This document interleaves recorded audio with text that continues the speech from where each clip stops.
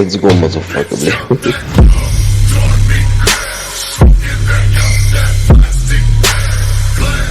Yo, what is good, guys? Welcome back. It's your boy Trey Monies. So I've made a few changes to the channel, so I'm going to be uploading weekly instead of every single day that I trade. I think it's just going to be a little bit easier for me to include all my trades into one video for the week, and it just allows you guys to navigate through the video to find the days that you want to have a look at that you may have traded to compare your charts to mine. Also, I've also started my challenge with bespoke funding program. There is also a little bit of discount that I've got with them if you guys want to use that. If you do want to have some discount for your challenge, drop a comment below and I'll message you directly and send you over the discount codes that I have available. But other than that, let's get stuck in and see what trades we took for the week. So today is Wednesday the 24th of May. I only managed to trade or get a trade on this Wednesday, so I didn't get any trades on a Monday or Tuesday. I'll just show you a look of the charts that I have. So we can see overall on the M15 Pro trend, we are looking for shorts, we are bearish. This is the supply zone, our extreme supply zone.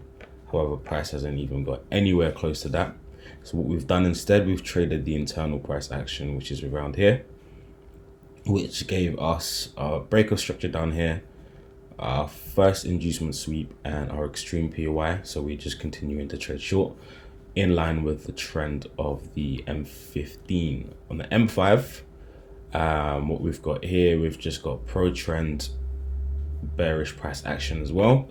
Where the M5 zone would have been for us would have been around here, but as you can see, it clearly failed where price mitigated deeper into that M15's internal supply. So in terms of the price action, we actually got into this trade. So this is my first winning trade. Price didn't actually fully make it to my 1 to 5. I think it was just like a few pips out, and I just decided to close partials on it. Yes, we were about 0.6 pips away from my full 1 to 5, but I took partials anyway. So I still have a open position on this right now, with my stop loss trailing, and my stop loss to break even. But in terms of the trades, we did initially tap in, and then we had a change of character here, but there was no inducement, so there was no reason for me to take the entry. As you can see, price pulled a little bit higher.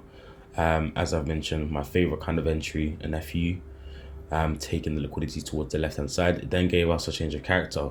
So originally I set my limit order here, covering the high or the candle that took the liquidity towards the left. As you can see, price never came up. Assuming if it doesn't break this low, it's gonna probably come up to this extreme. That's okay, I'm pretty much done for the day. I've made my 5% or my 5R on the trade.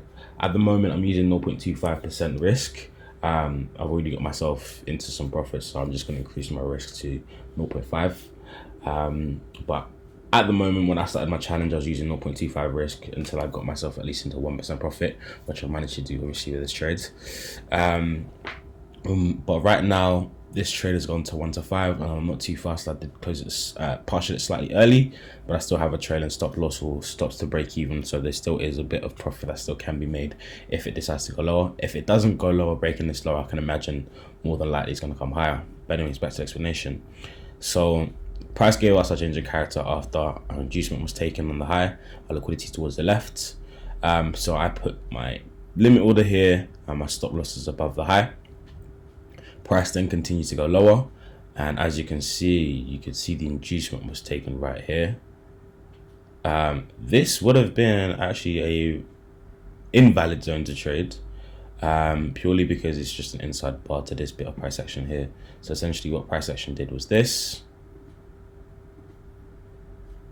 which was the reason why I didn't select this as my POI, which is the reason why I chose this instead as my POI, because this took liquidity to the left.